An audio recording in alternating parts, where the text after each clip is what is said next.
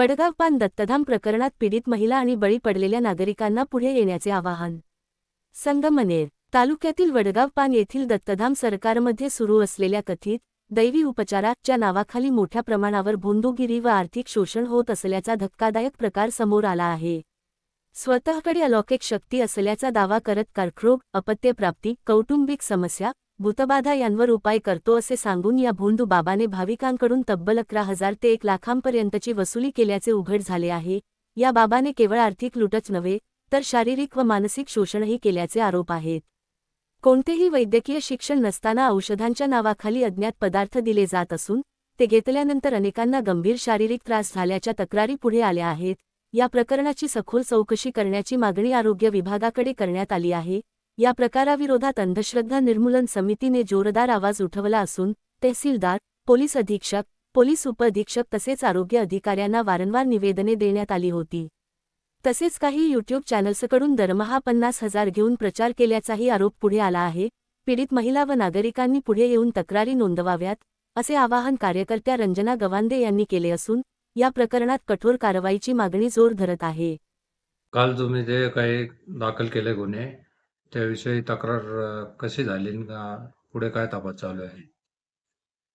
वडगाव पानचा गडगे बाबा म्हणजे दत्तधाम आश्रमातून जी भोंदूगिरी सुरू होती, जी महाराष्ट्रभरातून आणि बाहेरून लोक तिथे येत होते आणि त्यांना कर्करोगासारखा आजार मी बरा करतो किंवा मूल नसलेल्याला मूल देतो, घरातल्या समस्या, कारणीभूत बाधा याच्यावर मी उपाय करतो, माझ्यात दैवी शक्ती आहे असं म्हणून हा जो भोंदू आहे, भोंदूगिरी करत होता. लोकांची लाखो रुपयाची लूट तो करत होता. म्हणजे 11,000, 21,000, 51,000, 100, 1,00,000, 1,000 अशी त्याचे नंबर लावायचे पैसे होते. औषधांची रक्कम वेगळी, हवन करायची रक्कम वेगळी, अशा वेगवेगळ्या माध्यमातून तो लोकांचं आर्थिक शोषण करत होता, मानसिक शोषण करत होता, शारीरिक शोषण करत होता. लोकांना मानसिक गुलाम तो बनवत होता आणि त्याच्या विरोधात आम्ही आवाज उठवला. पहिल्यांदा SP आणि कलेक्टरला निवेदन दिलं, त्याच्यानंतर DYSPकडे अर्ज केला. जे आरोग्य अधिकारी आहेत आपल्या तालुक्याचे त्यांच्याकडे अर्ज दिला की हा काही औषधं पण देतो, याच्याकडे कुठली वैद्यकीय पदवी नाहीये, याच्याकडे मोठ्या प्रमाणात औषधांचा साठा आहे आणि त्या औषधांमुळे अनेक लोकांना अपाय झालेला आहे. तर याचीही चौकशी व्हावी आणि त्यानुसार सुद्धा गुन्हा दाखल होण्यासाठी आम्ही वैद्यकीय अधिकाऱ्यांकडे अर्ज दिला होता आणि शेवटी प्रांत अधिकाऱ्यांना तुम्ही ह्या तालुक्याचे प्रशासकीय प्रमुख म्हणून हा गुन्हा त्वरित दाखल व्हावा याच्यासाठी अर्ज दिला. दरम्यानच्या काळात ह्या बाबाला असं वाटलं की आपल्या ह्या साम्राज्यावर कुणीतरी घाला घालतंय. वास्तविक हे त्याची आमची काही वैयक्तिक दुश्मनी नाहीये, परंतु ही अंधश्रद्धामूलक कृती आहे, हा समाजाच्या विरुद्ध केलेला गुन्हा आहे. म्हणून आम्ही 19च्या अंतर्गत हे काम करतो आणि समाजासाठी हे काम करतो. परंतु त्याने आपलं साम्राज्य नष्ट होतं की काय ह्याच्यासाठी त्याला असं वाटलं की पैशामुळे सगळं जग विकत घेऊ शकतो आपण आणि त्या पद्धतीचा अवलंब करत त्याने मला 12 तारखेला दिवसभर वेगवेगळ्या लोकांच्या माध्यमातून फोन केले की जेणेकरून डायरेक्टली ऑफरच होती अप्रत्यक्षपणे ती पैसे घेऊन मिटवण्याची. परंतु त्या लोकांना आम्ही सडेतोड उत्तर दिलं, जबाब दिला आणि धमकावलं पण की आमच्या नादाला लागू नका, आम्ही प्रामाणिकपणे काम करणारे लोक आहोत, आमची चळवळ आहे आणि अशा पद्धतीने आम्ही काम करत नाही. आणि हे असं धमकावल्यानंतर किंवा सांगितल्यानंतर शेवटी त्याने शेवटचा प्रयत्न म्हणून त्याची मुलगी आणि 2 लोकांना रात्री घरी माझ्या पाठवलं. तेव्हाही तसाच प्रयत्न त्याने केला, त्यांनाही मी हाकलून लावलं घराबाहेरूनच. आणि मग त्याला असं वाटलं जे कदाचित ह्या लोकांकडून धमकावणं, घरी पाठवणं म्हणजे याच्यात त्याचा मुळात मॅनेज करणं हा हेतू असू शकेल किंवा आणखी काही वेगळेपण हेतू असू शकतात. परंतु हे काहीच होत नाही म्हटल्यावर त्याने आणखी प्रयत्नाचा पुढचा टप्पा म्हणून माझा संबंधाने एक बनावट व्हिडिओ की जे त्याचेच लोक आहेत, त्याच्या जवळच राहणारे तिथे ते 2 लोक आहेत, एक कोण मधु शिंदे आणि सूरज शिंदे. आता ती अलीकडे पोलिसांनी जेव्हा तपास केल्यावर ते नावं समजले आम्हाला. त्या लोकांनी म्हणजे आम्ही 19चे कार्यकर्ते आहोत असा बनाव सगळ्यांनी मिळून तो केला. बाबा त्या बनावत सामील आहे आणि तो स्क्रिप्टेड व्हिडिओ तयार केला की 19चे लोक पैसे मागतायत माझ्याकडे अशा अर्थाचा, आणि त्याला सोशल मीडियात माझे जे फोटो होते त्याची छेडछाड केली. त्या फोटोमध्ये काहीतरी पैसे वगैरे असे दाखवले आणि ते फोटो व्हायरल केले. म्हणजे त्याने माझी वैयक्तिक बदनामी तर केली, परंतु माझ्या संघटनेची सुद्धा बदनामी केली. म्हणजे माझी वैयक्तिक इतक्या वर्षांची तपश्चर्या की आम्ही कधी कोणी काम करताना कोणाकडून चहाची अपेक्षा करत नाही, किंवा माझी संघटना निरपेक्षपणे काम करते. आमच्या दोघांची ही संघटनेची आणि माझी त्याने बदनामी केली. आणि त्याच्यानंतर म्हणजे दरम्यानच्या काळात ज्या दिवशी मला त्रास दिला होता ह्या लोकांनी, त्या दिवशी मी वाकचौरे साहेबांना सगळे मेसेज केले होते की मला असा दिवसभरामध्ये त्रास दिलाय, याने मॅनेज करण्यासाठी अशा प्रकारचे मला फोन केले. आणि वाकचौरे साहेबांनी सांगितलं की त्यांचे नंबर मला पाठवा, मी ते ताबडतोब बंदोबस्त करतो. त्याप्रमाणे मी ते त्यांना नंबर पाठवले होते. फोन आलेल्याचं सगळं रेकॉर्डिंग मी ठेवलं. हे माझ्यासाठी खूप म्हणजे योग्य झालं.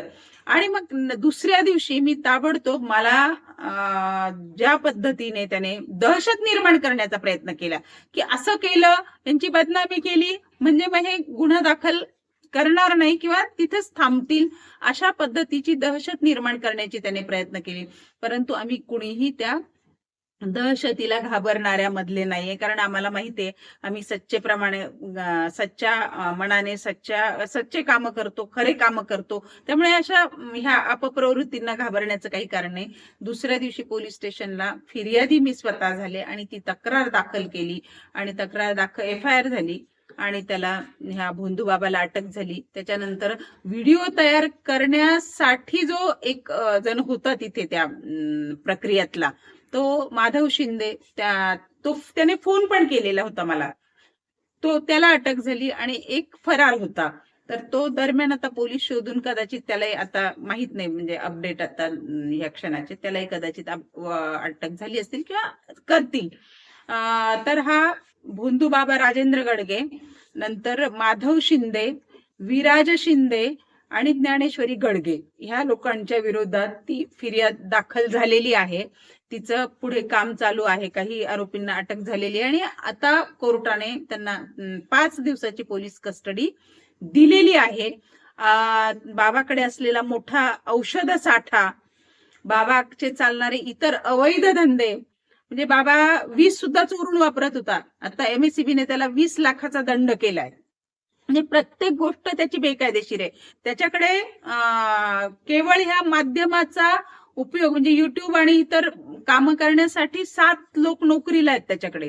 50,000 रुपये दरमहा तो पगार देत होता प्रत्येकाला, असं तिथे गेल्यानंतर समजलं.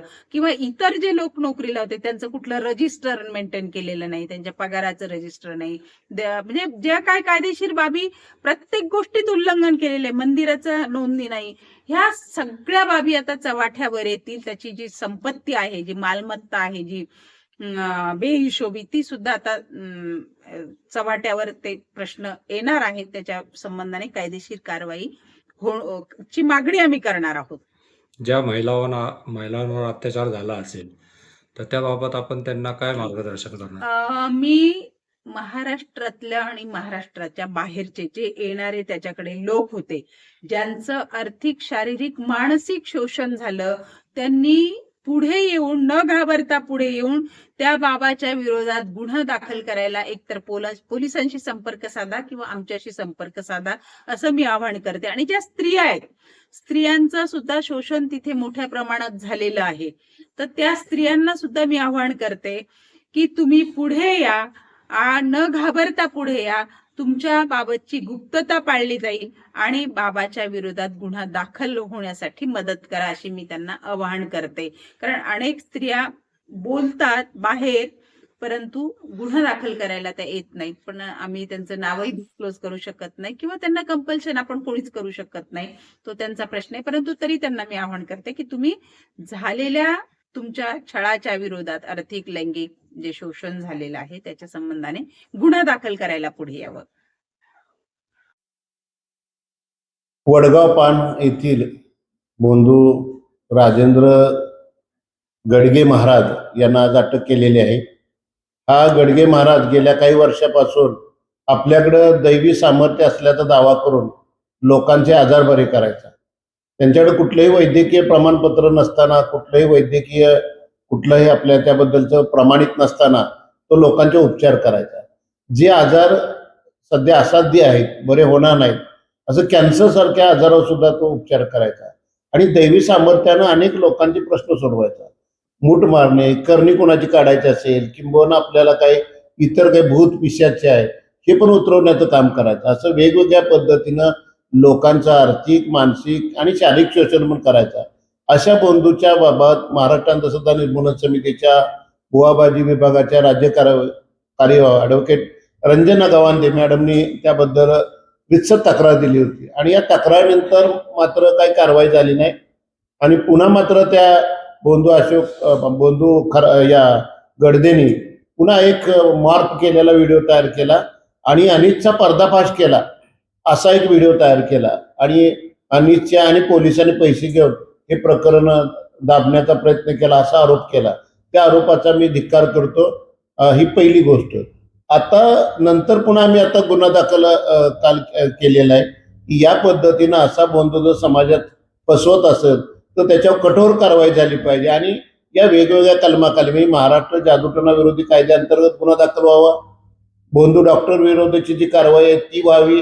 याच्याकडे कुठलाही परवाना नसताना औषध विक्री करतो आणि लोकांना देतो त्याबद्दल कारवाई व्हावी. अजून आम्ही मागणी केलेली आहे की या पद्धतीनं चुकीच्या पद्धतीनं व्हिडिओ तयार करून आमच्या कार्यकर्त्यांना गवांदे मॅडमना बदनाम करायचं, संघटनेला बदनाम करायचं, पोलिसांना बदनाम करायच्या हेतूनं त्यानं हा व्हिडिओ पण व्हायरल आपल्या समाज माध्यमात केलाय. त्याचाही निषेध करतो आणि त्याबद्दलही गुन्हा पोलिसांनी दाखल करावा अशी मागणी आहे. या पद्धतीनं अशोक खराताच्या नंतर आपल्याला लक्षात येईल की या खरात प्रकरणानंतर बुवाबाजीचे अनेक प्रकरणं समाजामध्ये ओपन व्हायला लागलेले आहेत. हा सुद्धा खरात सारखा हा महिलांचं शोषण करत असावं असं आम्हाला वाटतंय. कारण काही महिलांना आम्हाला प्रत्यक्ष भेटून सांगतात की आम्ही पण लवकरच तक्रार देऊ. म्हणजे या पद्धतीनं अनेक व्यापक पद्धतीनं लोकांचं शोषण केलेलं आहे. स्वतःच एक बस्तान मांडलेलं आहे, स्वतःच एक मठ तयार केलेला आहे. या मठामध्ये पण आज पोलिसांनी त्या ठिकाणी पंचनामा केलेला आहे. तो मठ आज सीलबंद केलेला आहे. त्या अनुषंगानं रितसर अनेक गुन्हे दाखल होतील. अशा पद्धतीनं आज ही पुरोगामी महाराष्ट्रामध्ये, संत सुधारकांच्या महाराष्ट्रामध्ये असं दैवी सामर्थ्य असल्याचा दावा करून लोकांचं फसवणूक करणारा, शोषण करणाऱ्या बंधूला या पर्दाफाश करण्याचं काम अनिसनं केलेलं आहे. कायदेशीर कारवाई तर होणारच आहे, पण एका गुन्हेगारानं, खरं तर तो गुन्हेगारच म्हणावं लागेल, कारण बेकायदेशीर विजेची चोरी पण त्याने केलेली आहे. तसं या औषध विक्री करण्यात सुद्धा बेकायदेशीरता केलेला आहे. त्याचंही आम्ही आता त्या पद्धतीनं पोलिसांना आवाहन केलं आहे की अजून काही तक्रार येतील का. तर ही शोषणाचा एक मोठा असणारा बंधू आज उघड झालेला आहे. याबद्दलची सविस्तर माहिती आमच्या बुवाबाजी संघर्ष विभागाच्या कार्य गवांदे मॅडम देतील, कारण त्या या प्रकरणातली फिर्याद आहेत ती सविस्तर हकीकत मॅडम आपल्याला सांगतील.